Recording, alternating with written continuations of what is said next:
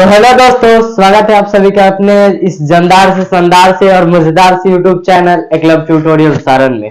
दोस्तों, जैसा कि आप लोग जानते हैं कि ये आप सभी का जो यूट्यूब चैनल है, जिसका नाम क्या है, आप सभी के यूट्यूब चैनल का प्यारे से एकलव्य ट्यूटोरियल सारण, जिसके ऊपर जो है आप सभी के जो है क्लास के रिलेटेड जितने भी जो सब्जेक्ट है उन सभी से जो है वीडियो जो है आते रहता है। तो आप सभी का जो ये चहेता से जो यूट्यूब चैनल है, इसको आप लोग जो है सब्सक्राइब कीजिएगा और अपने जो दोस्त हैं आप सभी के जितने भी, उन सभी के पास शेयर भी कीजिएगा। चलिए दोस्तों, जैसा कि आप लोग जानते हैं कि आज की इस वीडियो में हम लोग क्या जानने वाले हैं, तो भैया जी क्या जानने वाले हैं आज के इस वीडियो में बता दीजिए। तो आज के इस वीडियो में हम लोग जानेंगे आप सभी का जो है उत्तक जो चैप्टर चल रहा था पहले, यानी बायो का जो आप सभी का उत्तक चैप्टर चल रहा था, इसमें हम लोग जो है आगे कंटिन्यू करेंगे। आगे और सारे जो टॉपिक है उन सभी के बारे में अच्छी तरह से जानेंगे। ठीक है, तो एक बार बातें कर लेते हैं। सर जी, हम लोग जो है किस किस टॉपिक के ऊपर जो है चर्चा करेंगे, उससे पहले मैं आप सभी से कुछ कहना चाहूंगा। वो क्या कहना चाहूंगा, तो देखिए आप सभी का ये जो चैप्टर है क्या है, चैप्टर नंबर कितना है, 2 है। यानी आप सभी का जो बायो है उसका चैप्टर नंबर 2 है, जिसका नाम क्या है, उत्तक। इंग्लिश में हम लोग क्या कहते हैं, टिश्यू कहते हैं। क्या कहते हैं हम लोग सर जी, टिश्यू। ठीक है, चलिए इसे तो हम लोग टिश्यू कहते हैं। लेकिन इस चैप्टर से रिलेटेड जो है 2 लेक्चर जो है, यानी 2 वीडियो जो है, 2 आप सभी को जो प्रोवाइड करा दिए गए हैं। यानी आप सभी को जो है आपका जो YouTube चैनल है, ये प्यारे से चैनल पे जो है अपलोड हो चुका है। अगर आप लोग जो है उस वीडियो को नहीं देखे हैं तो कृपया करके आप लोग जो है उसको देख लीजिएगा, या फिर अभी जाकर आप उसको देख लीजिए, ताकि जो मैं आगे जब टॉपिक बताऊं तो उसमें जो आपको कोई दिक्कत ना हो। ठीक है, तो चलिए हम लोग जो है 2 लेक्चर तो कर चुके हैं। ये आप सभी का कितना नंबर लेक्चर है, तो आप सभी का जो है लेक्चर नंबर 3 है। ठीक है, चलिए इसके अंतर्गत हम लोग जो है देखेंगे आज जटिल अस्थायी उत्तक के बारे में। उसके बाद आगे और जो टॉपिक्स है उनको भी देखेंगे। पहले बातें कर लेते हैं हम लोग जो है पहले किन किन टॉपिक्स के ऊपर बातें कर चुके हैं। तो देखिए सर जी, हम लोग जो है सबसे पहले जो है जब आप सभी के लेक्चर नंबर 1 होता है उसमें हम लोग उत्तक के बारे में जाने थे। उत्तक क्या होता है सर, एक बार फिर से बता देते हैं। उत्तक जो है कोशिकाओं का समूह होता है, जो इसका जो कार्य होता है उन कोशिकाओं का वो एक जैसा होता है, और उनका कार्य भी कैसा होता है, एक जैसा होता है। तो अब कैसे हो जाएगा इसका डेफिनेशन, एक समान कार्य करने वाले कोशिकाओं के समूह को हम लोग क्या कहते हैं, उत्तक कहते हैं। ठीक है, चलिए हम लोग उत्तक को देख लिया था। उसके बाद हम लोगों ने देखा था कि उत्तक को जो है हम लोग किस आधार पर विभाजित करते हैं। तो उत्तक को सर जी हम लोग किस आधार पर विभाजित करते हैं, सजीव और निर्जीव के आधार पर करेंगे, या फिर हम लोग किसी और आधार पर करेंगे। तो देखिए इसका हम लोग जो है वर्गीकरण जो है 2 आधार पे किए हैं। कौन कौन से, एक पादप और दूसरा है आपका जंतु। पादप यानी पेड़ पौधों में जो होने वाले उत्तक होते हैं उनको हम लोग जानेंगे। उसके बाद हम लोगों ने जाना था कि जो आपका जंतु होता है उनके बारे में, कौन कौन से उनके जो है उत्तक होते हैं। तो अभी तो हम लोग जो है पेड़ पौधों के बारे में जान रहे हैं। उसमें हम लोगों ने 2 प्रकार के उत्तक को देखा था। एक था जो आपका विभोजोतक था, दूसरा आपका जो है अस्थायी उत्तक था। विभोजोतक को भी हम लोगों ने देखा था। ये 3 प्रकार के होते हैं। कौन कौन से सर, एक होता है शीर्षस्थ, जो पौधों के अग्र भागों में पाए जाते हैं। तने में के जो आपका पौधा है उसके सबसे ऊपरी भाग और सबसे निचले भाग में पाए जाते हैं। दूसरा का हम लोगों ने देखा था पार्श्व विभोजोतक। ये कहाँ पे होते हैं, तो पौधों के जो है आइट साइड जो परिधि वाले भाग होते हैं उनमें ये पाए जाते हैं। ये हम लोगों ने देखा था। उसके बाद हम लोगों ने देखा था तीसरा अंतःवृष्ट या फिर अंतःवैसी विभोजोतक। ये कहाँ पे पाए जाते हैं, तो पार्श्व संधियों के पास में ये पाए जाते हैं। तो ये 3 प्रकार के हम लोग विभोजोतक को जाने थे। उसके बाद हम लोगों ने देखा था अस्थायी उत्तक के प्रकार को। इसमें जो है 2 प्रकार आते हैं। पहला होता है आपका सरल अस्थायी उत्तक, दूसरा होता है जटिल अस्थायी उत्तक। ठीक है सर जी, तो जिसके अंतर्गत पहले वाले लेक्चर नंबर 2 के अंतर्गत हम लोग सरल अस्थायी उत्तक के बारे में जाने थे। सरल अस्थायी उत्तक के जो है उसमें हम लोगों ने 3 प्रकार देखा था। तो चलिए अब देखते हैं हम लोग जो है आप सभी का अगला जो टॉपिक है वो क्या है, जटिल अस्थायी उत्तक को समझते हैं कि आखिर ये क्या कहता है। तो देखिए आपका जो जटिल अस्थायी उत्तक कह रहा है कि वैसे उत्तक जो जीवित तथा मृत कोशिकाओं से मिलकर या कई कोशिकाओं से मिलकर बने होते हैं, उसे हम लोग क्या कहते हैं, उसे हम लोग जटिल अस्थायी उत्तक कहते हैं। ठीक है, समझ आ रहा है क्या कह रहा है ये, यानी ऐसे कोशिकाएं जो जीवित कोशिकाएं, कुछ कोशिकाएं जीवित होनी चाहिए, उसमें ऐसे उत्तकों का समूह जिसमें जो है कुछ कोशिकाएं जीवित होनी चाहिए तथा कुछ कोशिकाएं मृत होनी चाहिए। तो वैसे कोशिकाओं के समूह को हम लोग क्या कहते हैं, जटिल अस्थायी उत्तक कहते हैं। या फिर अगर कोई कोशिकाओं का समूह है जिसमें अलग अलग प्रकार की कोशिकाएं हैं और वो उससे मिलकर बना है, तो उसे हम लोग क्या कहेंगे, जटिल अस्थायी उत्तक कहेंगे। ठीक है, इतना क्लियर है आप सभी को। चलिए एक बार देख लेते हैं कैसे। यहाँ पे हम लोग जैसे मान लीजिए कुछ ऊतक ऐसे है, कुछ ऊतक इसमें जो है ऐसे आ जाती है, कुछ ऊतक फिर से ऐसे आ जाती है, कुछ ऊतक जो है ऐसे वाली आ जाते हैं, कुछ ऊतक ऐसे हो जाती है। मतलब अलग अलग प्रकार के ऊतकों के समूह मतलब अलग अलग प्रकार के कोशिकाओं के समूह से जो ये बने होने चाहिए, ऊतकों के समूह से नहीं, कोशिकाओं के समूह से बने होने चाहिए। यानी कोशिकाओं का आकार और जो उसका जो आकार है वो अलग अलग हो सकता है, उसका कार्य जो अलग अलग हो सकता है। वैसे कोशिकाओं के समूह को हम लोग क्या कहते हैं, जटिल अस्थायी ऊतक कहते हैं। ठीक है सर, चलिए अब इसका जो है दो प्रकार है। कितने प्रकार है सर जी? दो प्रकार। कौन कौन से? एक होता है आपका जाइलम, दूसरा होता है आपका फ्लोएम। इन दोनों का कार्य जो है, जाइलम और फ्लोएम का, इन दोनों का कार्य जो है एक जैसा है। ठीक है सर, दोनों का कार्य एक जैसा है। कहने का मतलब क्या हुआ, यानी ये जो है क्या करते हैं, ये ऐसे जो होता है, मतलब अगर आपका जो पेड़ पौधे हैं तो इनमें जो है खनिज लवण को क्या होता है, जड़ से जो है, मिट्टी से जो है जड़ के द्वारा पत्तियों तक पहुंचाना होता है। ठीक है, कहां पर पहुंचाना होता है? मान लीजिए तना है तो इसमें कहां तक ले जाना होता है, इसको पत्तियों तक इनमें पहुंचाना होता है। ठीक है, आपको पानी चाहिए, एक बात अभी समझिए, आपको अगर पानी चाहिए तो आप किसका उपयोग करते हैं? कल का। कल चलाते हैं तो भैया जैसे ही पानी आ जाता है? नहीं, पहले आप क्या किए हैं, पाइप को जो है जमीन के अंतर्गत नीचे जो है डाले हैं, तब जाकर आपको जो है पानी की प्राप्ति होती है। उसी प्रकार से इनको जो है अगर पानी या फिर खनिज लवण चाहिए पेड़ पौधों को, तो क्या करेंगे, उनको भी तो पाइप लगेगा, तो वो पाइप नीचे करता है और उस पाइप की सहायता से ये जो है पानी कहाँ पहुंचता है, या फिर खनिज लवण पत्तियों तक पहुंचता है। तो उस पाइप का कार्य कौन करता है? तो उस पाइप का कार्य जो है आपका जाइलम और फ्लोएम करता है। ठीक है, इतना क्लियर है आप सभी को? चलिए अब आप सभी का जो अगला टॉपिक है, यानी पहला प्रकार जाइलम, इसको अभी हम लोग देखेंगे ये क्या कहता है। चलिए अब देखते हैं हम लोग जो है, आप सभी का जो अगला टॉपिक है वो क्या है, जाइलम। इसको समझते हैं आखिर ये जो है क्या कहता है। ठीक है, चलिए अभी देखते हैं हम लोग जो है, आप सभी का जो टॉपिक है जाइलम, इसको कहता है क्या है भैया जी। तो देखिए ये कह रहा है कि वैसे संवहनीय ऊतक। अब आप बोलिए सर इस संवहनीय का मतलब क्या होता है? मैंने आपको बताया ना, जो चीजों का जो एक जगह से दूसरी जगह ले जाता है, मतलब संवहन करता है, उसे हम लोग क्या कहते हैं, संवहनीय ऊतक कहते हैं। तो ऐसा ऊतक जो खनिज लवण को एक जगह से दूसरी जगह तक लेकर जाता है, उन्हें हम लोग क्या कहते हैं, संवहनीय ऊतक कहते हैं। तो देखिए वैसे संवहनीय ऊतक जो मिट्टी से खनिज लवण को अवशोषित करता है उसे जाइलम कहते हैं। वैसे जो हमारे जो संवहनीय ऊतक है, जो मिट्टी से जो है खनिज लवण का अवशोषण करते हैं, उन्हें हम लोग क्या कहते हैं, जाइलम कहते हैं। ठीक है सर जी, इतना क्लियर हुआ आप सभी को? चलिए अब देखिए आगे देखते हैं इसका कार्य। तो इसका कार्य में भी वही आ जाएगा क्या, जाइलम का जो कार्य होता है क्या होता है, जल एवं खनिज लवण का जो है अवशोषण करना। ठीक है, उसके बाद दूसरा का कार्य इसका हो जाएगा, यह पौधों को क्या करता है, यांत्रिक सहायता प्रदान करता है। ठीक है, इतना क्लियर है आप सभी को? उम्मीद करता हूँ इतना समझ आया होगा। चलिए अब बारी आती है, देखते हैं अभी हम लोग जो है इसके प्रकार कितने होते हैं और कौन कौन से इसके प्रकार होते हैं, और उनके फिगर्स को भी हम लोग, यानी उनके चित्र को भी जो है हम लोग देखेंगे। तो अब हम लोग जो है बातें करते हैं आप सभी का जो प्रकार है जटिल अस्थायी ऊतक का पहला, जिसके बारे में हम लोगों ने अभी कुछ बातें जो है जान चुके हैं। अब बारी है हम लोग जानेंगे कि इसके प्रकार कितने होते हैं और इनके प्रकारों के जो है कार्य के क्या होते हैं। तो भैया जी देखिए, सबसे पहले हम लोग देखते हैं कि देखिए इनके प्रकार कितने होते हैं। तो मेरे भाइयों आप लोग को मैं बता दूं कि जो हमारे जाइलम होते हैं वो 4 तरह की कोशिकाएं से बने होते हैं। ठीक है सर, आओ आप यहाँ पे एकदम चौक के कहेंगे, आए भैया जी कोशिकाएं कहाँ से आ गया, यहाँ पे तो हम लोग ऊतक जान रहे थे। अरे भैया जी ऊतक किससे बना है, कोशिकाएं से ही ना। तो हम लोगों ने क्या देखा था कि जो जटिल अस्थायी ऊतक होते हैं अलग अलग प्रकार की कोशिकाएं से बने होते हैं। तो ये कितने कोशिकाएं से बने हैं, 4। वो कौन कौन से है, तो यहाँ पे पहला, यह है पहला, यह है दूसरा, यह है तीसरा और यह है चौथा। ठीक है, इन दोनों का कार्य सेम है इसलिए मैंने इनको पहला कर दिया है। ठीक है, चलिए अब बारी आती है कौन कौन से सर जी। तो देखिए पहला है आपका क्या, ट्रैकिड्स, दूसरा है क्या आपका वाहिका, तीसरा है क्या आपका जाइलम पैरेन्काइमा यानी जाइलम मृदु ऊतक, और आपका जो चौथा प्रकार है वो क्या है, जाइलम फाइबर या फिर कहिए जाइलम रेसे। ठीक है भैया जी, इतना क्लियर हुआ आप सभी को? चलिए अब बारी आती है पहले और दूसरे की जानकारी के लिए।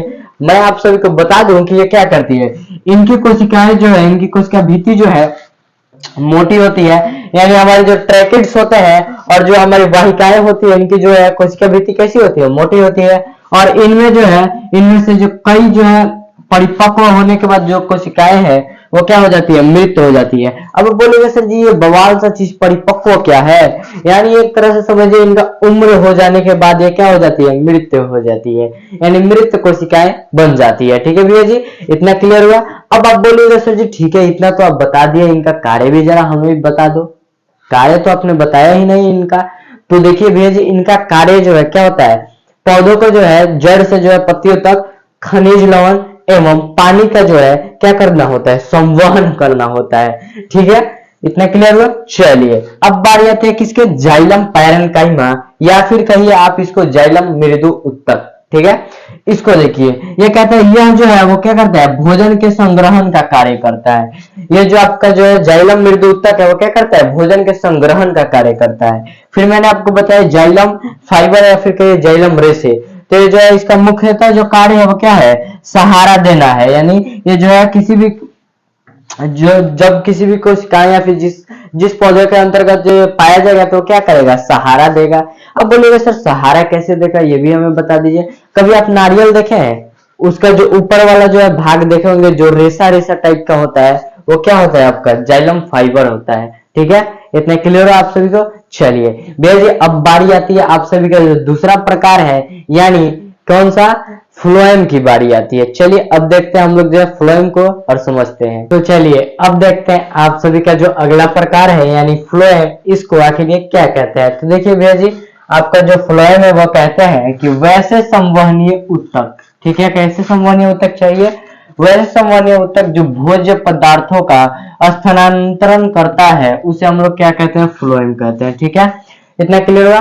भोज्य पदार्थों का स्थानांतरण यानी एक जगह से दूसरे जगह ले जाना, वो क्या कहता है, स्थानांतरण कहलाता है। ठीक है, तो भोज्य पदार्थ यानी भोज्य पदार्थ किसके अंदर, पौधों के अंदर जो है भोज्य पदार्थों को एक जगह से दूसरी जगह पर लेकर जाने की जो लेकर जाता है उसे हम लोग क्या कहते हैं, फ्लोएम कहते हैं। ठीक है, चलिए अब बारी आते हैं इसके कार्यों को। तो कार्य क्या क्या हो जाएंगे सर, पहला जो कार्य है इसका क्या हो जाएगा, भोज्य पदार्थ का जो है क्या, संवहन। दूसरा क्या होगा, ये कैसे होते हैं, बहुदिशीय होते हैं। कैसे कि देखिए अगर किसी पेड़ के अंतर्गत मान लीजिए इसका डाली इधर भी गया, इधर भी गया, इधर भी गया है, तो क्या आ जाते हैं, बहुत सभी दिशाओं में होंगे, क्योंकि भोज्य पदार्थ तो सभी दिशाओं में चाहिए, तो सभी दिशाओं में जो है ये क्या करेंगे, स्थानांतरण करेंगे। ठीक है, तो क्या हो जाते हैं, बहुदिशीय हो जाते हैं। तथा ये किसका काम करते हैं, संवहन का कार्य करते हैं। तथा उसके बाद अगर हम लोग बात करें तो ये क्या करते हैं, पौधों को जो है यांत्रिक सहायता भी प्रदान करते हैं। ठीक है, इतना क्लियर हुआ। चलिए अब बारी आती है इनके प्रकार की। सर जी बता दीजिए प्रकार कितने होते हैं। तो देखिए इनके भी प्रकार 4 होते हैं। चलिए अब देखते हैं उन चारों प्रकार को, एक बार उनके ऊपर भी हम लोग प्रकाश डालते हैं। तो चलिए अब बातें करते हैं हम लोग जो है, जो आप सभी का फ्लोएम है उनके प्रकार के बारे में। चलिए देखते हैं। देखिए आप सभी का जो पहला प्रकार है यानी चालन नलिकाएं सह और जो है सह कोशिकाएं, ये उसी प्रकार कार्य करते हैं जैसे हमारे जो है जाइलम कार्य करते हैं। जाइलम के 2 कोशिकाएं जो है कैसे काम करते थे, वो जड़ से जो है पानी जो खनिज लवण थे उनको तने तक पहुंचाते थे। तो उसी प्रकार ये जो है क्या करते हैं, जो खाना जो है जो बना हुआ होता है उसको जो है जड़ तक, पत्तियों के सभी जगह पे जो अंगों में, पौधों के सभी अंगों तक पहुंचाने का कार्य करते हैं। ठीक है, उसके बाद आता है आपका जाइलम मृदु उत्तक। तो जाइलम मृदु उत्तक का भी वही कार्य होता है, ये क्या करता है, सहारा देने का भी कार्य करता है, साथ ही साथ ये क्या करता है, मजबूती भी प्रदान करता है। वही आपका जो है फाइलम, जो आपका जो फ्लोएम तंतु है, तो यहाँ पे हमारा जो है क्या था, फ्लोएम मृदु उत्तक था, जाइलम मृदु उत्तक नहीं, फ्लोएम मृदु उत्तक था। जैसे जाइलम मृदु उत्तक कार्य करता था वैसे ही फ्लोएम मृदु उत्तक कार्य करता है, और जैसे जो आपका जाइलम जो है तंतु कार्य करता था वैसे ही फ्लोएम तंतु जो आपका भी कार्य करता है। ठीक है, इतना क्लियर आप सबको। चलिए भैया जी अब बारी आती है भाई साहब, अब हमारी जो है अगला जो टॉपिक होने वाला है जंतु उत्तक। क्या सर जी क्या होने वाला है टॉपिक, जंतु उत्तक। ठीक है, किसके बारे में अब बातें करेंगे हम लोग, जो है पादप उत्तक के जितने भी कोशिकाएं थे उन सभी के बारे में, जितने भी प्रकार थे उनके सभी के बारे में हम लोग जो है अच्छी तरह से बातें कर चुके हैं। अब बारी आती है हम लोग जो है बातें करेंगे आपका जो है टॉपिक जो होने वाला है जंतु उत्तक, इसके बारे में। यानी अब हम लोग जानेंगे जंतुओं के बारे में, इनमें जो है किस प्रकार के उत्तक पाए जाते हैं। ठीक है, हम लोग तो देख लिए हमारे जो कोशिकाएं, हमारे जो पौधे होते हैं उनके अंतर्गत कैसे उत्तक होते हैं। 2 प्रकार के उत्तक होते थे, एक विभज्योतक या दूसरे होते थे अस्थायी उत्तक। विभज्योतक में भी हम लोगों ने देखा था 3 प्रकार के विभज्योतक होते हैं, शीर्षस्थ, पार्श्वस्थ और अंतर्विष्ट या फिर अंतर्वैसी विभज्योतक, 3 प्रकार के हम लोगों ने देखा था। फिर हम लोग अस्थायी ऊतक के अंतर भी हम लोग दो प्रकार के ऊतक को हम लोग देखा था, एक था सरल अस्थायी ऊतक, दूसरा था जटिल अस्थायी ऊतक। उसके अंतर सरल अस्थायी अंतर्गत के अंतर्गत हम लोग जो है तीन प्रकार के ऊतक को देखे थे, कौन कौन से, पैरेन्काइमा, कोलेन्काइमा और स्क्लेरेन्काइमा। इन तीनों के बारे में हम लोगों ने बातें कर चुके हैं। उसके बाद हमारा जो है आता है जटिल अस्थायी ऊतक, जिसके बारे में अभी हम लोगों ने कुछ देर पहले बातें किया, यानी इसके अंतर्गत आता है आपका जाइलम, दूसरा आता है आपका फ्लोएम। ठीक है, इतना क्लियर है आप सभी को। चलिए भैया जी, इतना मजेदार से आप सभी को मैं उम्मीद करता हूँ पूर्ण रूप से जो है क्लियर हो गया होगा। तो मेरे भाइयों, अब बारी आती है अब जंतु ऊतक के बारे में जानने के लिए। जंतु ऊतक से क्या समझते हैं, यानी जंतु से पहले आप क्या समझते हैं, पहले समझिए जंतु यानी क्या। जो हम लोग होते हैं जानवर बोलिए या फिर मनुष्य आएंगे, इसके अंतर्गत क्या आएंगे, जंतु, यानी जानवर आ सकते हैं और मनुष्य भी इसके अंतर्गत आ सकते हैं। ठीक है, चलिए भैया जी, अब बारी आती है कि जंतु ऊतक के बारे में हम लोग जानेंगे। जंतु ऊतक के कितने प्रकार होते हैं, पहले जंतु ऊतक को देखेंगे, फिर हम लोग देखेंगे जंतु ऊतक के प्रकार। तो इसका जो जंतु ऊतक का जो है डेफिनेशन क्या हो जाएगा, क्या हो जाएगा जंतु ऊतक का डेफिनेशन, भाई साहब एक बार बता दीजिएगा हमें कमेंट में जरा। तो देखिए इसका जो है जो आपका जंतु ऊतक है, इसका जो है डेफिनेशन क्या हो जाएगा, वैसे ऊतक जो जंतुओं के अंदर पाए जाते हैं उन्हें हम लोग क्या कहते हैं, जंतु ऊतक कहते हैं। ठीक है, इतना क्लियर है। या फिर ऐसे बोल सकते हैं, कोशिकाओं के ऐसे समूह से बने ऊतक जो जंतुओं के अंतर्गत आते हैं उन्हें हम लोग क्या कहते हैं, जंतु ऊतक कहते हैं। ठीक है, चलिए अब बारी आती है भैया जी जंतु ऊतक के प्रकार को भी जरा सर जी बता दीजिए। तो चलिए अब हम लोग देखते हैं जंतु ऊतक के प्रकार को, और एक एक करके उनको भी हम लोग देखते हैं। तो देखिए मेरे भाई, इनके जो है प्रकार कितने होते हैं, चार होते हैं। कौन कौन से, पहला होता है आपका संयोजी ऊतक, दूसरा होता है आपका पेशी ऊतक, तीसरा होता है आपका तंत्रिका ऊतक, और चौथा होता है आपका उपकला ऊतक। ठीक है, क्या क्या होता है एक बार मैं यहाँ पे लिखकर बता देता हूँ आपको। पहला होता है आपका क्या, संयोजी ऊतक। ठीक है, एक एक करके इनको हम लोग बाद में देखेंगे। ठीक है, संयोजी ऊतक, कौन से ऊतक भैया जी, संयोजी ऊतक। ठीक है, उसके बाद आता है आपका जो है पेशी ऊतक। क्या आता है, पेशी ऊतक। उसके बाद आता है आपका तंत्रिका ऊतक, जो हम लोगों ने तंत्रिका कोशिका के बारे में जाना था चैप्टर 1 के अंतर्गत, वही तंत्रिका ऊतक के बारे में हम लोग जानेंगे, उसी के बारे में। अब उसके बाद आता है आपका अगला जो है उपकला, या फिर इसका नाम है एपिथीलियम। क्या है, उपकला ऊतक। ठीक है, उपकला ऊतक। ठीक है, या फिर एपिथीलियम ऊतक। ठीक है, तो ये सब जो है इनके प्रकार होते हैं। चलिए अब बारी आती है हमारी जो है पहला जो प्रकार है संयोजी ऊतक के बारे में जानने की। अब जानते हैं हम लोग जो आप सभी का जो संयोजी ऊतक है ये क्या कहता है। तो भाइयों चलिए अब देखते हैं आप सभी का जो टॉपिक होने वाला है, पहला प्रकार होने वाला है क्या, संयोजी ऊतक। वैसे तो हम लोगों को सबसे पहले एपिथेलियम ऊतक को पढ़ना चाहिए। आप बोलिएगा क्यों सर, क्योंकि आपके बुक में सबसे पहले जो है एपिथेलियम ऊतक ही दिया गया है, जिसको हम लोग जो है सबसे लास्ट में कर चुके हैं। कोई बात नहीं, हम लोग जो है करके इनको देख लेंगे, इसके बाद हम लोग जो है एपिथेलियम ऊतक को देख लेंगे, या फिर लास्ट में हम लोग उसको देखेंगे। चलिए पहले देखते हैं अभी संयोजी ऊतक। भैया जी बवाल सा नाम जो है आपको यहाँ पे दिख रहा है, इसका मतलब समझ रहे हैं आप, कुछ समझ में आ रहा है नाम से? संयोजी, संयोजी का मतलब क्या होता है, जुड़ाव, यानी कहीं पे कुछ जो है चीजें जुड़ रही है उसे हम लोग क्या कहते हैं, संयोजन या फिर संयोजी कहते हैं। तो यहाँ पे क्या चीज जुड़ रही है भैया जी, तो ऊतक जहाँ पे जुड़ रही है वहां पे क्या हो रहा है, संयोजी ऊतक। यानी कैसे ऊतक जो एक साथ जुड़ रही है, हम लोगों ने तो कोशिकाओं को देखा था जुड़ते हुए, अब ये बवाल सा चीज ऊतक कैसे जुड़ेगा भैया जी, तो देखिए देखते हैं आखिर ये जनाब क्या कहते हैं। तो देखिए वैसे ऊतक जो जीव शरीर में एक अंग को दूसरे अंग से जोड़ने का कार्य करते हैं उन्हें हम लोग क्या कहते हैं, संयोजी ऊतक कहते हैं। तो भैया जी ये साहब कह रहे हैं कि वैसे ऊतक होने चाहिए जो शरीर के अंदर किसी एक अंग को दूसरे अंग से जो है जोड़ने का कार्य करते हैं, उन्हें हम लोग क्या कहते हैं, संयोजी ऊतक कहते हैं। समझ में आ रहा है, इतना क्लियर हुआ आप सभी को? चलिए आगे देखिए, आगे कहा जा रहा है कि इस ऊतक में जो है कोशिकाओं की जो संख्या जो है वो कम होती है। तो सर जी बोलिएगा आप कहाँ पे कैसे कम होती है, तो जहां पे जो है दो अंग जुड़ रही है वहां पे कोशिकाएं तो सर जी कम ही ना हो लगेगी। आगे देखिए, तथा अंतःकोशिकीय पदार्थ अधिक होता है, और इनमें अंतःकोशिकीय पदार्थ अधिक क्या होता है, क्योंकि जो है दो हमें अंगों को जोड़ना है तो मजबूती के लिए तो चाहिए।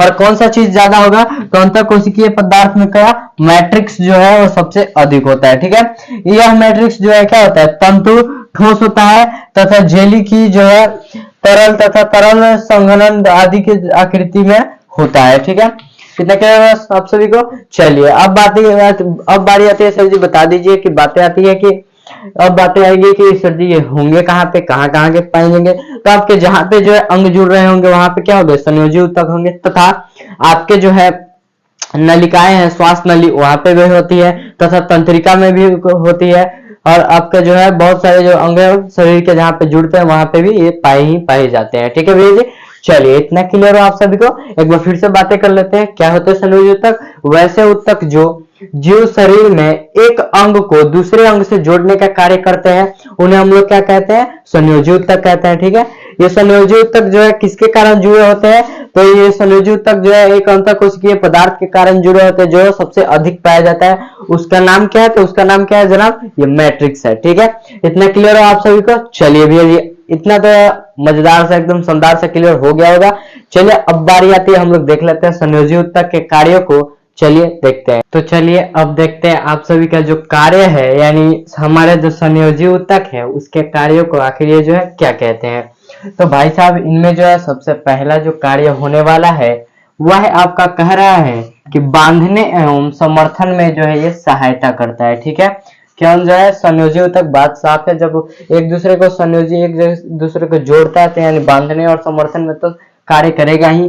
फिर दूसरा जो है कहता है आपका कोशिकाओं की रक्षा करता है, ये कोशिकाओं की जो है रक्षा भी करता है भैया जी। साथ ही साथ ये क्या करता है, आरक्षित जो ईंधन होते हैं उनका जो है भंडारण करता है, क्या करता है, स्टोर का काम करता है। ठीक है, आगे देखिए कह रहे शरीर के भीतर ये क्या करता है, पदार्थों के परिवहन का भी कार्य को भी करता है। ठीक है, इतना क्लियर हुआ, ये जो है इनके कार्य हो गए। अब बारी आती है कि इसके प्रकार भी सर बता दीजिए। तो देखिए मेरे भाइयों इसके 3 प्रकार होते हैं। पहला जो है आप सभी का है, पहला है वास्तविक संयोजी ऊतक। क्या होता है, पहला है वास्तविक संयोजी ऊतक, दूसरा है आपका कंकाल ऊतक, और तीसरा है आपका तरल संयोजी ऊतक। ठीक है, तो ये 3 प्रकार के जो है संयोजी ऊतक होते हैं। ठीक है, अब बारी आती है हम लोग जो है, एक बात आपको मैं बता दूं कि ये जो हमारा रक्त है यानी जो हमारा खून है वो क्या है, यानी ब्लड जो है हमारा एक प्रकार का जो है तरल संयोजी ऊतक है, या फिर कहिए आप संयोजी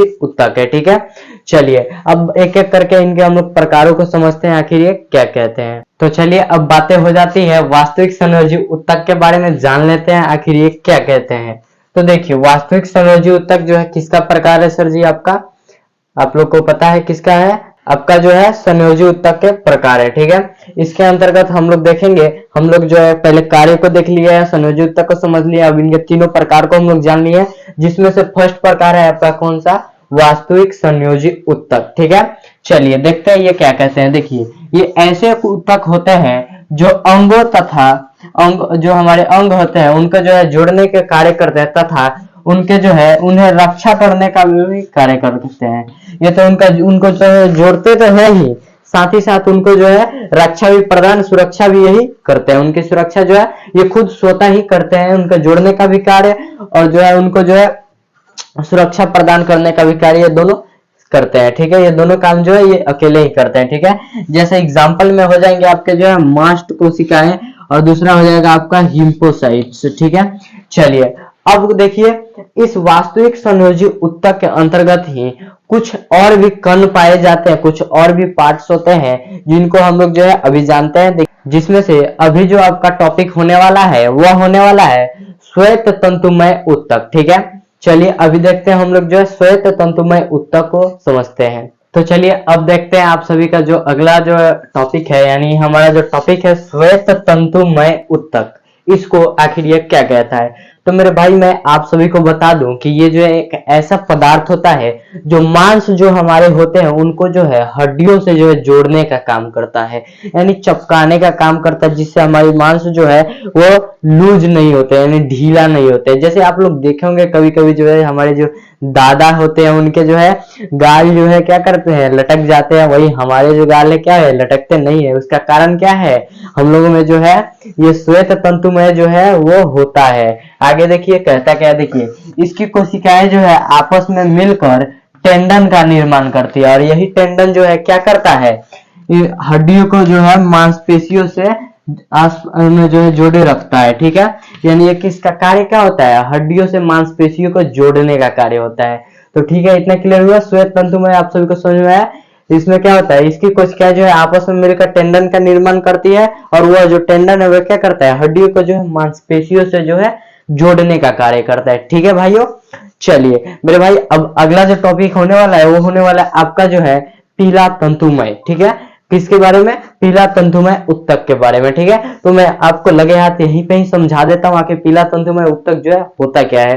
तो देखिए भाइयों, उसमें जो है क्या होती है, उनकी कोशिकाएं जो है मिलकर क्या करती है, लिगामेंट का निर्माण करती है। यहाँ पे क्या है, टेंडन है, वहीं पे वहां पे क्या हो जाएगा, लिगामेंट का निर्माण करती है, जिससे लिगामेंट जो है क्या करता है, हड्डियों को हड्डियों से जोड़ता है। ये हड्डी को जो है मांसपेशियों से जोड़ रहा है, और वो जो है हड्डी को क्या कर रहा है, हड्डियों को हड्डियों से जोड़ता है। ठीक है, हड्डियों से जोड़ता है।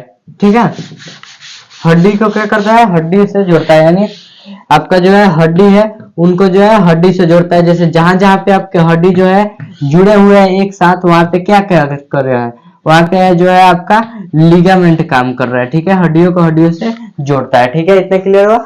और ये जोड़ने का कार्य कौन करता है, पीला तंतुमय उत्तक, जिसमें क्या पाया जाता है, लिगामेंट पाया जाता है। ठीक है मेरे भाई, चलिए मेरे भाइयों, अब अगली जो टॉपिक होने वाले यानी आपका जो दूसरा प्रकार होने वाला है वो क्या होने वाला है, तो आपका जो दूसरा प्रकार होने वाला है वह होने वाला है कंकाल उत्तक। ठीक है मेरे भाई, कंकाल उत्तक। चलिए अब देखते हैं आप सभी का जो टॉपिक है कंकाल उत्तक, इसको आखिर ये क्या कहते हैं, इनमें कितने प्रकार होते हैं, कार्य क्या है इनके। तो कंकाल उत्तक के बारे में जानने से पहले अभी हम लोग जानते हैं एक और टॉपिक को, जो है आपका जो है संयोजी उत्तक के अंदर ही ये आता है। तो सबसे पहले अभी इसको हम लोग समझते हैं, फिर आगे हम लोग जो है कंकाल उत्तक को देखेंगे। ठीक है, चलिए आगे देखिए। पहले देखिए कहा जा रहा है आपका टॉपिक जो है क्या है, जालवत संयोजी उत्तक। ठीक है, जालवत नाम से कुछ आपको समझ में आ रहा है, जाल की जैसे संरचना वाले को हम लोग क्या कहते हैं, जालवत कहते हैं। और जाल की जैसी संरचना हो उसकी, और वैसे जो है क्या कर रहा हो, वो संयोजन का कार्य कर रहा हो, तो उसे हम लोग क्या कहते हैं, जालवत संयोजी उत्तक कहते हैं। ठीक है, तो देखिए देखते हैं। कहा जा रहा है कि इसकी उत्तक में जो है उपस्थित जो कोशिकाएं होती है वो तार की जैसी होती है। ठीक है, जिसके आसपास में क्या होता है, जिसे मिलकर जो है क्या करती है, जालिका का जो है निर्माण करती है, जालिका जैसी संरचना बनाती है। ठीक है, यानी इनकी जो कोशिकाएं हैं वो कैसी होती है, लंबी जो है तार की जैसी होती है, जो मिलकर क्या बनाती है, जालिका बनाती है। ठीक है, क्या बनाती है, जालिका की संरचना बनाती है। ठीक है, चलिए अब देखिए आगे।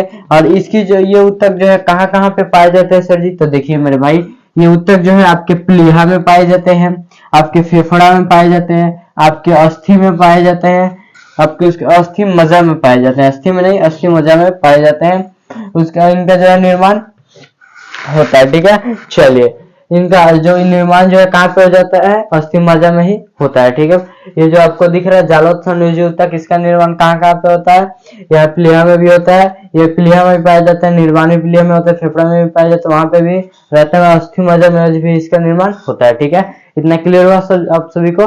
चलिए मेरे भाई, चलिए अब देखते हैं आप सभी का जो अगला टॉपिक है, यानी कंकाल उत्तक को समझते हैं आखिर वो क्या कहता है। तो चलिए अब देखते हैं हम लोग जो है आप सभी का जो टॉपिक है यानी कंकाल उत्तक, इसको समझते हैं आखिर ये जनाब क्या कहते हैं। तो ये जो आपका जो संयोजी उत्तक है उसमें का दूसरा प्रकार है, कितना नंबर प्रकार, दूसरा। पहले प्रकार के अंदर हम लोग देख लिए क्या है, पहला प्रकार वास्तविक संयोजी उत्तक। ठीक है, उसमें हम लोगों ने देखा श्वेत तंतुमय उत्तक, उसको पीला तंतुमय उत्तक को हम लोगों ने देखा, उसको अभी देखा हम लोग जालवत संयोजी उत्तक को। यानी ये तीन प्रकार के उत्तक जो है हम लोगों ने आपके जो है वास्तविक संयोजी उत्तक के अंतर्गत हम लोगों ने देख लिया। अब बारी आती है सर जी कंकाल उत्तक की, इसके अंदर हम लोग देखेंगे अभी जो है कंकाल उत्तक को, उसके बाद देखेंगे हम लोग इसके प्रकारों को। तो चलिए अभी देखते हैं कंकाल उत्तक को। तो देखिए कंकाल उत्तक क्या कहते हैं, इस उत्तक में जो है उपस्थित जो कोशिकाएं होती है वो क्या होती है, दृढ़ होती है। ठीक है, तथा इनमें जो है कैल्शियम और फास्फोरस तत्व पाया जाता है। यानी जो हमारे आपका जो कंकाल उत्तक है इसके अंदर जो कोशिकाएं पाई जाती है वो क्या होती है, दृढ़ होती है। उसके बाद जो है इनमें जो है उन कोशिकाओं के अंदर क्या ज्यादा पाया जाता है, कैल्शियम और फास्फोरस भी पाया जाता है। ठीक है, अब देखिए बारी आती है कंकाल उत्तक सर जी कितने प्रकार के होते हैं। बता दीजिए। तो देखिए जो हमारे कंकाल ऊतक है वो दो प्रकार के होते हैं।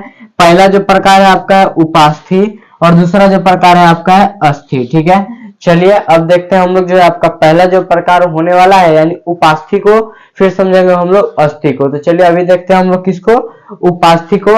आखिर उपास्थि जो है क्या कहता है। चलिए अब देखते हैं आप सभी का जो अगला प्रकार है यानी उपास्थि को समझते हैं आखिर ये जो है क्या कहते हैं।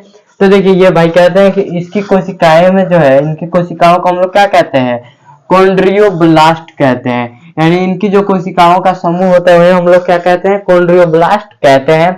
और इनका जो है मैट्रिक्स जो होता है इनका, वो क्या होता है, लचीला होता है। इनका जो, इनमें जो एक मैट्रिक्स पदार्थ पाया जाता है वो क्या होता है, लचीला होता है। अतः इसी के कारण जो है ये क्या होता है, उपास्थि भी जो है क्या होता है, उपास्थि भी जो है हड्डियों से जो है लचीली होती है। ठीक है, यानी इसी कारण जो उपास्थि है वो हड्डियों से क्या होती है, लचीली होती है, यानी कमजोर होती है। ठीक है, इसमें जो है उपस्थित प्रोटीन को हम लोग क्या कहते हैं, कोंड्रीन कहते हैं। ये जो हमारे उपास्थि है इनमें जो है एक प्रोटीन पाया जाता है जिसको हम लोग क्या कहते हैं, कोंड्रीन कहते हैं। ठीक है मेरे भाई, अब बारी आती है सर जी ये पाए कहाँ जाते हैं। तो देखिए उपास्थि जो है वो कहाँ पाया जाता है, कान, नाक और अस्थियों के अग्रभाग में पाए जाते हैं। जैसे आप लोग देखेंगे कान का जो है ये वाला पार्ट ये क्या होता है, लचीला होता है, देख रहे हैं आप, क्योंकि ये जो है दब जा रहा है। इसमें क्या, यहाँ पे क्या है, उपास्थि है। नाक का ये वाला भाग यहाँ पे देख रहे हैं आप, यहाँ पे क्या है आपका जो अस्थि जो है उपास्थि है, क्या है, उपास्थि है। ठीक है, इतना क्लियर हुआ। तो ये कहाँ कहाँ पाए जाते हैं, कान, नाक और जो है अस्थियां होती है उनके जो है अग्रभाग यानी आगे वाले भाग में होते हैं। ठीक है मेरे भाई, इतना क्लियर आप सभी को। चलिए अब बारी आती है, हम लोगों ने तो उपास्थि को समझ लिया, अब चलते हैं हम लोग देखते हैं अस्थि को आखिर वो क्या कहता है। तो चलिए अब देखते हैं हम लोग जो है आप सभी का जो अगला प्रकार है उसको समझते हैं। वास्तविक संयोजी ऊतक के अंतर्गत आपका जो अगला प्रकार है वो क्या होने वाला है, वो होने वाला है आपका अस्थि। अब समझते हैं हम लोग जो है अस्थि को आखिर ये जो है क्या कहता है। तो देखिए ये कहता है कि इनकी कोशिकाओं को जो है हम लोग क्या कहते हैं, ओस्टियोब्लास्ट कहते हैं। यानी ये जो है, जो हमारी अस्थि है, जिन कोशिकाओं के समूह से मिलकर बना होता है उन्हें हम लोग क्या कहते हैं, ओस्टियोब्लास्ट कहते हैं। ठीक है भाई, चलिए आगे देखिए। इसका जो है कहा जा रहा है कि इसका जो मैट्रिक्स है यानी इसमें जो पदार्थ मैट्रिक्स पाए जाते हैं वो किसके बने होते हैं, वो जो है कैल्शियम के और फास्फोरस के बने होते हैं। जिसके कारण ये क्या होता है, जिसके कारण जो है इनके जो उपस्थिति के कारण जो है क्या होता है, ये कठोर होते हैं। कैसे होते हैं सर, कठोर होते हैं। ठीक है, चलिए आगे देखिए। आगे ये कह रहे हैं कि इनमें जो है क्या होता है, इनमें जो है उपस्थित जो प्रोटीन होता है यानी जो हमारा जो अस्थि है इसके अंदर जो प्रोटीन उपस्थित होता है उसे हम लोग क्या कहते हैं, ओसिन कहते हैं। क्या कहते हैं, ओसिन कहते हैं। ठीक है, इतने क्लियर है आप सभी को। चलिए अब बारी आती है आप सभी का जो है संयोजी ऊतक के अगले प्रकार की, यानी अब हम लोग बातें करेंगे तरल संयोजी ऊतक को।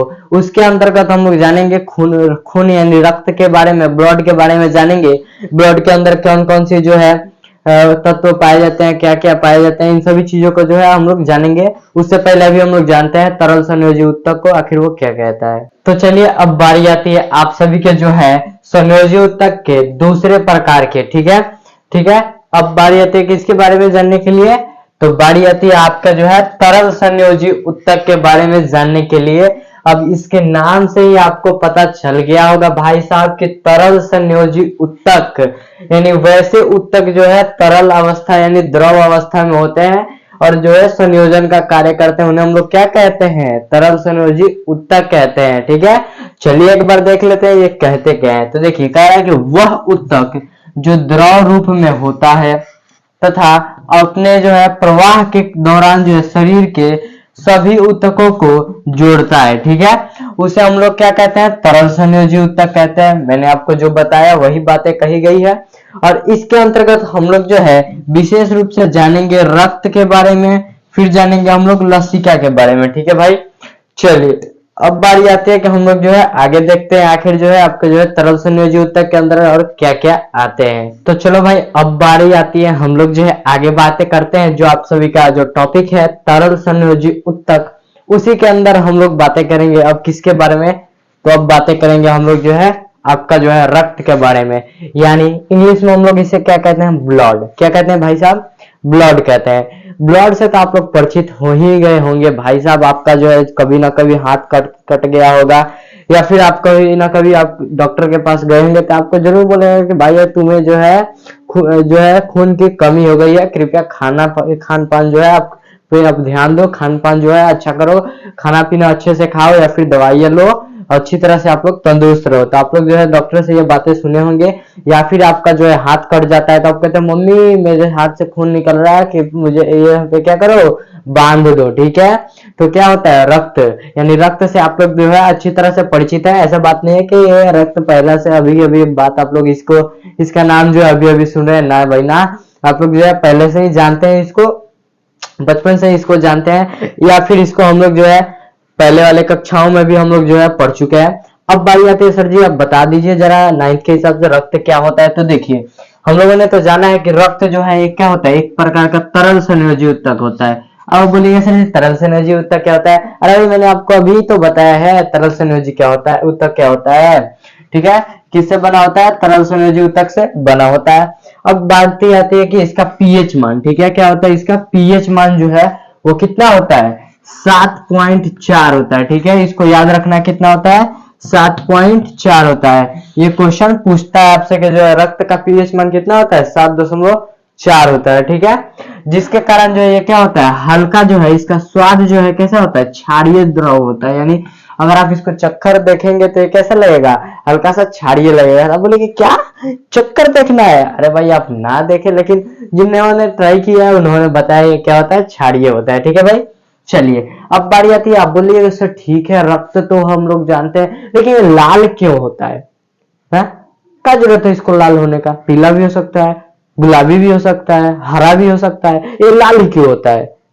तो उसका भी कारण है मेरे भाई, आखिर ये लाल क्यों होता है, तो उस लाल होने का कारण क्या है, ये भाई साहब है, ये भाई साहब, ये भाई साहब जो है आपके रक्त के अंदर पाए जाते हैं, जिसके कारण क्या होता है, उसका रंग जो है लाल होता है। यानी हीमोग्लोबिन के उपस्थिति के कारण जो हमारा रक्त है इसका रंग जो है कैसा होता है, लाल होता है, ठीक है भाई। इसका रंग कैसा होता है, लाल होता है। चलिए अब बातें कुछ और हो जाती है कि ठीक है सर जी हम लोगों ने तो देख लिया कि रक्त जो है किसके कारण जो है लाल होता है। अब जरा बता दीजिए रक्त जो है कितना पाया जाता है हमारे शरीरों में।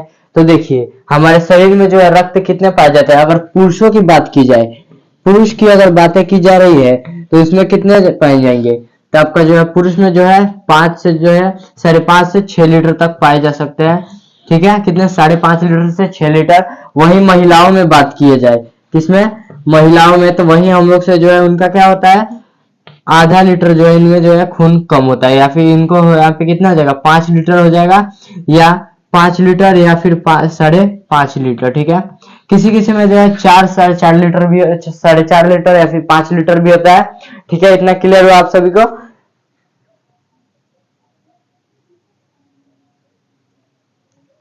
चलिए एक बार इसको जो है आप लोग नोट कर लेंगे, आपका जो है यहाँ पे क्या क्या बातें हुई है।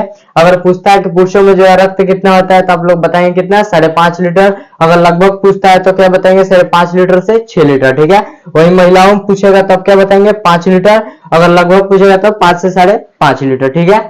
आपका कंडीशन वहां पे देख लीजिएगा पूछ क्या रहा है, ठीक है, इतना क्लियर है। चलिए अब बारी आती है, सर जी आप ये बता दीजिए, जैसे हम लोगों ने देखा था अगर कोशिका के बारे में कोई अध्ययन करना चाहता है तो उसको हम लोग साइटोलॉजी कहते हैं। ऊतक के बारे में जैसे हम लोगों ने देखा था, ऊतक के अध्ययन को हम लोग क्या कहते हैं। उसके बाद उसी तरह से हम लोग अब यहाँ पे बता दीजिए कि हमारे जो है आपका जो रक्त है जिसके अंदर हीमोग्लोबिन पाया जाता है, जिसके कारण क्या होता है, लाल होता है, इसे हम लोग क्या कहते हैं, तरल संयोजी ऊतक कहते हैं। इसका पीएच मान कितना होता है, 7.4 होता है। पुरुषों में 5 लीटर पाए जाते हैं, वही महिलाओं में कितने पाए जाते हैं, 5.5 लीटर पाए जाते हैं। तो उसी प्रकार अगर हम लोग, अगर कोई व्यक्ति है और अगर वो रक्त के बारे में अध्ययन करना चाहता है तो उसे हम लोग क्या कहेंगे, तो उसे हम लोग कहेंगे हीमेटोलॉजिस्ट। क्या कहेंगे हम लोग, हीमेटोलॉजिस्ट, ठीक है। क्या कहेंगे, हीमेटोलॉजिस्ट। क्या कहेंगे, हीमेटोलॉजिस्ट कहेंगे, ठीक है। क्या कहेंगे सर जी, हीमेटोलॉजिस्ट कहेंगे। इतना क्लियर है आप सभी को। चलिए एक बार आप लोग जो है इसको लिख लेंगे। अगर आपसे कोई पूछता है कि रक्त के अध्ययन को क्या कहते हैं तो आप लोग क्या बताएंगे, हीमेटोलॉजिस्ट कहेंगे, ठीक है। चलिए अब बारी आती है सर जी, अब इसके कार्य को एक बार बता दीजिएगा, आखिर जो है रक्त जो है इसका क्या क्या कार्य होता है। तो देखिए मैं यहाँ पे अभी लिखवा नहीं रहा हूँ, आप लोग जो है मैं जो बोल रहा हूँ उसी को आप लोग जो है नोट कर लेंगे। अगर बातें की जाए अगर रक्त के कार्यों के बारे में तो क्या क्या हो सकता है, रक्त किस किस किस चीज का कार्य करता है, रक्त कहाँ कहाँ पे पाया जाता है। अगर बातें की जाए तो रक्त जो है हमारे कहाँ कहाँ पाए जाते हैं, पूरे शरीर में पाए जाते हैं। ठीक है, हमारे जो है पूरे शरीर में जो है क्या पाया जाता है, रक्त ही रक्त पाया जाता है। तो ठीक है सर जी, हमारे पूरे शरीर में रक्त पाया जाता है, तो क्यों पाया जाता है सर जी, तो इसका भी कुछ कारण है भाई। आखिर ये क्या करता है, क्या कार्य करता है। तो देखिए आप लोग सुने होंगे कि सांस लेते हैं हम लोग जो है, देखते हैं कि सांस लेते हैं तो ऑक्सीजन जो है हमारे रक्त की मदद से हमारे पूरे शरीर में जाता है। तो शरीर में कहाँ जाता है, तो हमारे जो ऑक्सीजन और हमारे जो रक्त है वो ऑक्सीजन और कार्बन डाइऑक्साइड का जो है परिवहन करता है, सभी कोशिकाओं तक इसको लेकर जाने और लेकर आने में मदद करता है। ठीक है, अभी यहाँ पे लेकर जाने लेकर आने को रक्त का जो है, रक्त में जो ऑक्सीजन का क्या जरूरत है सर जी, इसके बारे में आप पूछिएगा तो मैं जो है आपको जो माइटोकॉन्ड्रिया जब पढ़ा रहा था उसमें आपको बताया था कि जब माइटोकॉन्ड्रिया में जब ऊर्जा जो आपका ग्लूकोज है ऊर्जा के रूप फॉर्म में जब टूटता है तो वहां पे क्या होता है, ऑक्सीजन की जरूरत होती है। वो क्या करता है, ऊर्जा को जो है के रूप में जो हमारा ग्लूकोज होता है उसे क्या करता है, ऊर्जा के रूप में तोड़ता है। तो वहां पे क्या होता है, O2 की जरूरत होती है, जिससे जो है जब टूटता है तो CO2 निकलता है। ठीक है, तो वही क्या करता है, रक्त जो है आपका जो है O2 और CO2 का जो है परिवहन करता है। ठीक है, ये क्या हो जाएगा, एक कार्य हो जाएगा। क्या हो जाएगा, जो हमारा रक्त है ये शरीर की जो है प्रत्येक कोशिका में जो है क्या करता है, O2 और CO2 का जो है परिवहन करता है। ठीक है, चलिए उसके बाद अगर पूछा जाए तो ये क्या करेगा, अगर आपका अगला जो कार्य है वो पूछा जाए तो क्या करता है, ये संक्रमण से बचाता है। अब संक्रमण से कैसे बचाता है, तो देखिए हमारे रक्त, आप लोग जो 8वीं क्लास में पढ़े होंगे कि रक्त में जो है क्या पाया जाता है, एक कण पाया जाता है जिसे हम लोग क्या कहते हैं, WBC कहते हैं। इसके बारे में आगे हम लोग जानेंगे, आखिर ये क्या कहते हैं होते हैं, इनके बारे में हम लोग जानेंगे। ठीक है, तो वो क्या करता है, हमें जो है संक्रमण से बचाता है। तो ये भी क्या हो जाएगा, एक कार्य हो जाएगा। यानी अगर पूछा जाए दूसरा कार्य तब क्या लिखेंगे, रक्त जो है हमें क्या करता है, संक्रमण से बचाता है। ठीक है, उसके बाद जो है बात आती है तीसरी जो आपका जो है तीसरा जो है कार्य की। तो देखिए अगर आपको जो है कहीं कट जाता है, बुखार हो जाता है, पेट दर्द होता है तो आप लोग क्या करते हैं, दवा को खाते हैं। ठीक है, जैसे मान लीजिए आपका जो है यहाँ पे घाव हो जा रहा है, ठीक है, कहाँ पे, यहाँ पे घाव हो जा रहा है तो आप दवा खाते हैं। दवा कहाँ पे खाते हैं, मुंह से खाते हैं। तो आपका जो यहाँ का घाव कैसे ठीक हो जाता है, जो औषधियां है वो क्या होती है, हमारे जो पाचित होकर वहां से क्या होता है, औषधियां निकलती है और वो औषधियां जो है रक्त की सहायता से जाकर यहाँ पे कार्य करती है। तो ये क्या करता है, औषधियों का जो है परिवहन भी क्या करता है, ये औषधियों का परिवहन भी करता है, औषधि और हार्मोन का भी परिवहन करता है। ठीक है, इतना क्लियर है आप सभी का। चलिए अब उसके बाद बातें आती है कि शरीर, एक और बता दीजिए। तो देखिए इसका चौथा कार्य जो है वो क्या जाएगा, ये जो है शरीर से जो है अपशिष्ट पदार्थों को जो है, जो रक्त में अपशिष्ट पदार्थ होते हैं उनको जो है क्या करता है, उनको जो है बाहर निकालने का भी कार्य करता है। ठीक है, तो ये कुछ जो है आपके कार्य हो गए किसके, रक्त के। ठीक है, चलिए अब बारी आती है सर जी बता दीजिए इस रक्त के अंदर क्या क्या पाए जाते हैं। तो देखिए हमारे जो रक्त होता है उसके अंदर दो चीजें पाई जाती है। रक्त के कितने घटक होते हैं, जो हमारे रक्त होते हैं उनके कितने घटक, रक्त के जो है दो घटक होते हैं। कितने घटक होते हैं, रक्त के जो आपके दो घटक होते हैं। ठीक है, कौन कौन से, तो देखिए हमारा जो रक्त है उसमें जो है दो घटक पाए जाते हैं। कौन कौन से, एक होता है आपका प्लाज्मा, यानी अगर आप रक्त को देखेंगे, यानी यहाँ पे अगर हम लोग रक्त को देखते हैं तो उसमें जो है अगर रक्त को अगर आपको अगर देखना है प्लाज्मा को, और आपके जो पता करना है कि हमारा जो रक्त है उसमें प्लाज्मा कैसे होता है, तो अगर आप देखना चाहेंगे तो आप देख अपने शहर के या फिर आप कभी जाएंगे पैथोलॉजिस्ट के पास, या फिर जहाँ पे आप लोग आप बोलचाल के भाषा में लोग कहते हैं जांच घर में, जहाँ पे खून जांच होता है। ठीक है, वहां पे जाएंगे तो आप देखेंगे आपका जो है ब्लड लिया जाता है। ठीक है, तो वहां पे जो ब्लड क्यों लिया जाता है, आपको उसी ब्लड से जो है पता किया जाता है कि आपको बीमारी कौन सी है।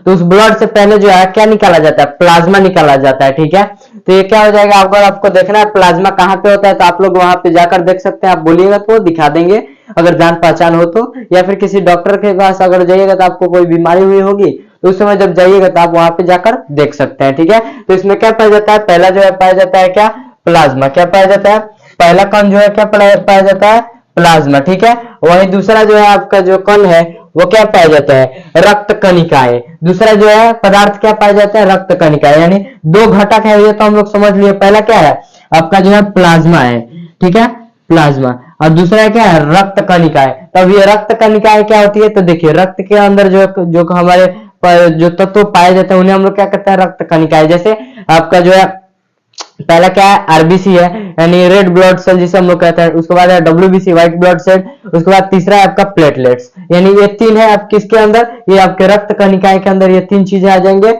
और आपका जो प्लाज्मा है ये क्या हो जाएगा, अलग हो जाएगा, ठीक है। चलिए अब बातें आती है सर जी, बता दीजिए रक्त में जो है प्लाज्मा का कितना पाया जाता है। उसके बाद ये सब कितने जो हमारे रक्त कणिकाएं हैं वो कितने पाए जाते हैं। तो बात की जाए अगर हम लोग बातें करेंगे अगर प्लाज्मा की, तो ये जो है कुल रक्त का जो है 55% भाग होता है, ठीक है। अगर आप 100 ml अगर रक्त निकालेंगे तो उसमें जो है सब 55% जो होगा ना, 55 ml वो क्या हो जाएगा आपका जो है रक्त में से जो है 55 ml प्लाज्मा हो जाएगा, ठीक है। और बचे हुए 45 ml में से आपका जो है जो भी कण होंगे जैसे डब्ल्यूबीसी हो गए, आरबीसी हो गए, प्लेटलेट्स हो गए, ये सभी चीजें जो है 45 में से जो आपके 45% बच जाएंगे उसमें से होंगे, ठीक है। चलिए अब बातें आती है कि सर जी जरा इनके प्लाज्मा को और सब इन सभी इनके कणों को जो है बता दीजिए। तो ये सब बता देंगे हम अभी। चलिए लेकिन अभी जो है टाइम को अगर देखा जाए तो टाइम जो है कुछ ज्यादा ही अबव हो चुका है, यानी वीडियो जो है काफी लंबी हो चुकी है। मैं आपको जो है ये वाला भी टॉपिक अगले वाले लेक्चर में करा था, लेकिन मैंने क्या किया आपको थोड़ा बता दिया कि आपको जो है इंटरेस्ट बना रहेगा कि आगे देख जानने के लिए कि भाई प्लाज्मा क्या क्या होता है, ये कौन सा बवाल चीज है, हमारे रक्त के अंदर क्या क्या चीजें पाई जाती है, इसकी जानने की जो है आपको उत्साह बनी रहेगी, ठीक है। इसीलिए मैंने आपको पहले ही बता दिया, ठीक है। चलिए अब बातें आती है सर दोस्तों कि अगले लेक्चर में हम लोग क्या जानेंगे। आज के इस लेक्चर में हम लोग यहीं तक रहने देंगे। अगले लेक्चर में हम लोग जानेंगे पहले प्लाज्मा के बारे में, रक्त के कणिकाएं के बारे में, उसके बाद जो भी टॉपिक्स हैं उनको हम लोग कवर करेंगे। तो दोस्तों आज के इस वीडियो में हम लोग जो है इतना ही देखेंगे। नेक्स्ट वीडियो में हम लोग आगे बातें करेंगे। तो अगर आप लोग इस चैनल पर नए हैं तो चैनल को सब्सक्राइब कर लीजिएगा, साथ ही साथ इस वीडियो को लाइक कर दीजिएगा, और आपको वीडियो पसंद आई होगी तो प्यारा से एक कमेंट कर दीजिएगा, और अपने सभी दोस्तों के पास इसको शेयर कर दीजिएगा। चलिए दोस्तों मिलते हैं हम लोग नेक्स्ट वीडियो में, तब तक के लिए धन्यवाद, नमस्कार दोस्तों।